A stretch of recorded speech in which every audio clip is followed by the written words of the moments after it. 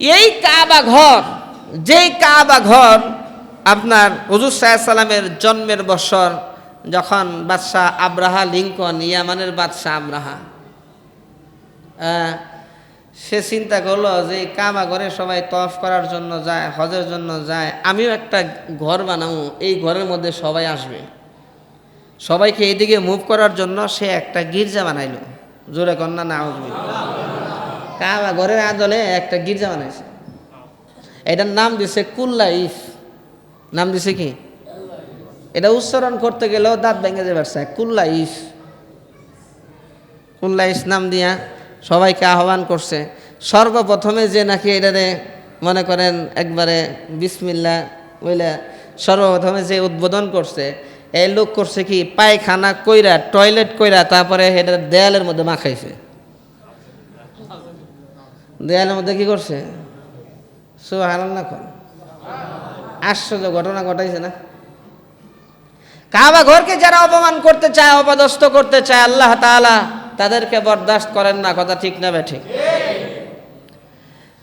এই বাদশা আব্রাহা, ইয়ামানের বাদশা, কাবা ঘরকে অপমান করার জন্য, খাটো করার জন্য, ছোট করার জন্য সে যখন নাকি কুল্লাইস বানাইছে, আল্লাহ রাব্বুল আলামিন তাকেই আল্লাহ তাআলা সুন কালিমা খায় দিয়েছেন, অপমান অপদস্থ করেছেন। বলে যে সেইখানে ভিতরে ঢুইকে একজনে টয়লেট কইরা তারপর দেয়ালের মধ্যে মাখাইছে। বাদশাহ আব্রাহা সে তো রাগান্বিত হয়ে গেছে, খুবই ফুসতেছে আর বলতেছে যে কাবা ঘরে এরকম তওয়াফ করার জন্য যায়, ওই আসল কাবা ঘর সেটাকে আমি নিজে আমার 60,000 সেনাবাহিনী নিয়ে, হস্তি বাহিনী নিয়ে তারপরে সেই ঘরকে ভেঙে দিব। কি করবে? কাবা ঘর ভাঙবে। কত বড় সাহস চিন্তা করেন। কি গো, কি কোন ঘর ভাঙবে? কাবা ঘর। কার ঘর? বলেন কার ঘর? কাবা ঘর ভাঙার জন্য রাসূলের জন্মের বছর এই ঘটনা, হস্তি বাহিনীর ঘটনা আল্লাহ তাআলা সূরা ফিল নাজিল করে এই ঘটনা জানাইছেন, শর্টকাটে জানাই দিয়েছেন। সূরা ফিলের মধ্যে পুরা ঘটনা শর্টকাটে। আলাম তারা কাইফা ফাআলা রাব্বুকা বিআসহাবিল ফিল। আলাম তারা, আপনি কি দেখেন নাই? কাইফা ফাআলা রাব্বুকা, কিরকম আচরণ করেছেন আপনার প্রভু, বিআসহাবিল ফিল, হস্তি বাহিনীর সাথে, হাতি বাহিনীর সাথে আপনার প্রভু কি আচরণ করেছেন আপনি কি দেখেন নাই? আপনি কি জানেন না? আপনি কি শোনেন নাই? জোরে কন্যা সুবহানাল্লাহ। 60,000 সেনাবাহিনী নিয়ে, হাতি নিয়ে যখন নাকি কাবা ঘরে আসবে, দূর তায়েফ থেকে আপনার শুরু করছে লুণ্ঠন, এবং আরববাসীদের আপনার ওট লুণ্ঠন শুরু করছে, দুম্বা লুণ্ঠন শুরু করছে, মালামাল লুণ্ঠন শুরু করছে। এরপরে আপনার আব্দুল মুত্তালিব, হুজুর সাল্লাল্লাহু আলাইহি সাল্লামের দাদা, তার 200 উট লুণ্ঠন করে লয়ে গেছে। 200 উট। কতগুলা? 200। বাদশাহ আব্রাহা বলতেছে, যাও এই মক্কার ভিতরে ঢুকে বলো আব্রাহা আসছে, সে এরকম কাবা ঘর ভেঙে দিবে, চুরমার করে ফেলবে। নাউজুবিল্লাহ বলেন। মক্কার মানুষ যদি আমার সাথে যুদ্ধ করতে চায় তাদেরকে বলো, সংবাদ দাও, তারা যাতে আগেই বলে আমার সাথে যুদ্ধ করতে চায় না, তাদের নেতাদেরকে যায় সংবাদ দাও। ঘুরা প্রথমে মক্কার অধিবাসীরা তারা চাইছিল যে আমরা যুদ্ধ করব, পরে দেখে না সে প্রস্তুতি নিয়ে আসছে, তার সাথে পারা সম্ভব না, শক্তিতে কোলাবে না। মক্কাবাসীদের লিডার আব্দুল মুত্তালিব, সবাই যাকে মানে, সবাই যাকে ইজ্জত করে, সম্মান করে, তার কাছে যখন নাকি গেছে যে আপনাকে বাদশাহ আব্রাহা ডাকতেছে, বাদশাহ আব্রাহার কাছে গেছে, দুভাষীর মাধ্যমে বাদশাহ আব্রাহা বলতেছে, এ আব্দুল মুত্তালিবের কও যে আমি আসছি। বলে যে এখন সে কি করবে? আব্দুল মুত্তালিব জবাব দেয়, আমি আসছি হইল আমার 200 উট যে নিয়ে আসা হয়েছে, 200 উট ফেরত নেওয়ার জন্য আসছি, আমি আর কোনো কিছু করার জন্য আসি নাই। সুবহানাল্লাহ কইবেন না?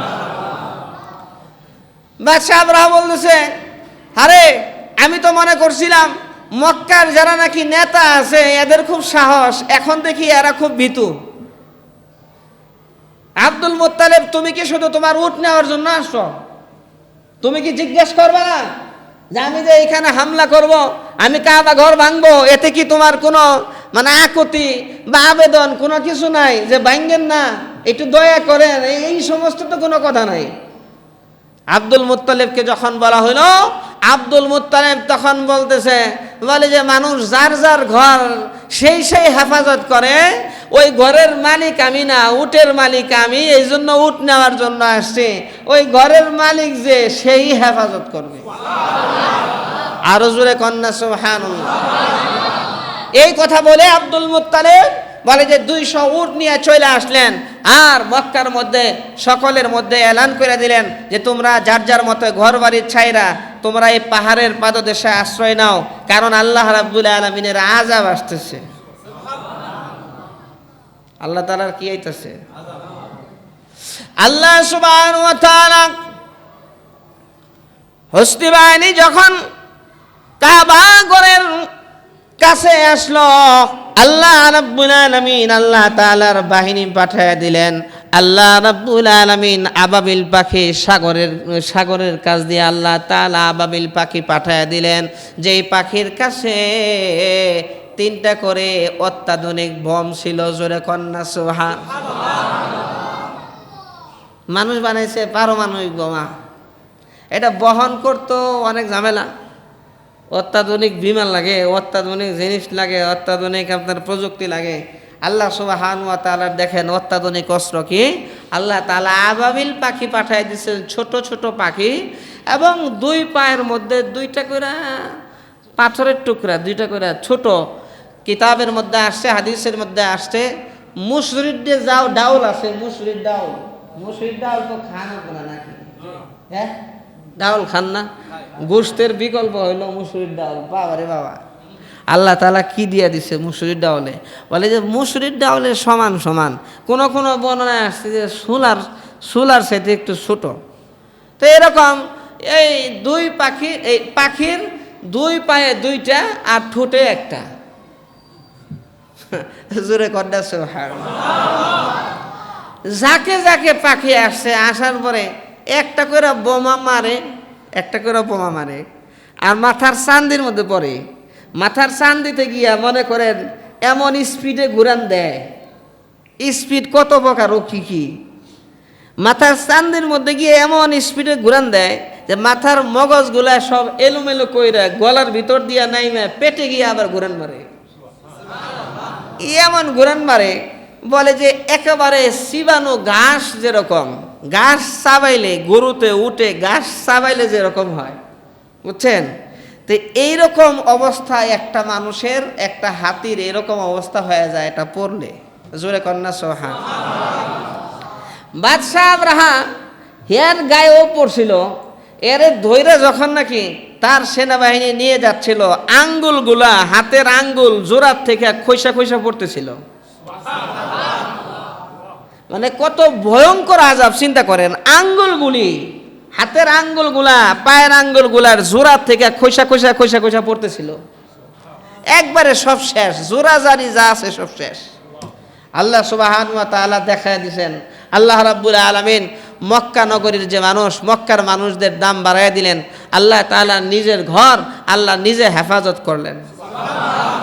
আব্দুল মুত্তালিবের সম্মান আল্লাহ সুবহানাহু ওয়া তাআলা সবচেয়ে বাড়ায় দিলেন। সুবহানাল্লাহ। আল্লাহ তাআলা তার নিজের ঘর আল্লাহ নিজে হেফাজত করলেন। আল্লাহর ঘর আল্লাহ নিজে কি করলেন? হেফাজত করলেন। আল্লাহ সুবহানাহু ওয়া তাআলা ওই ঘরের জিয়ারত করার জন্য, দেখেন হাদিসের মধ্যে আসছে, বুনিয়াল ইসলাম ওয়ালা খামসিন, ইসলামের ভিত্তি হইল 5টা। ইসলামের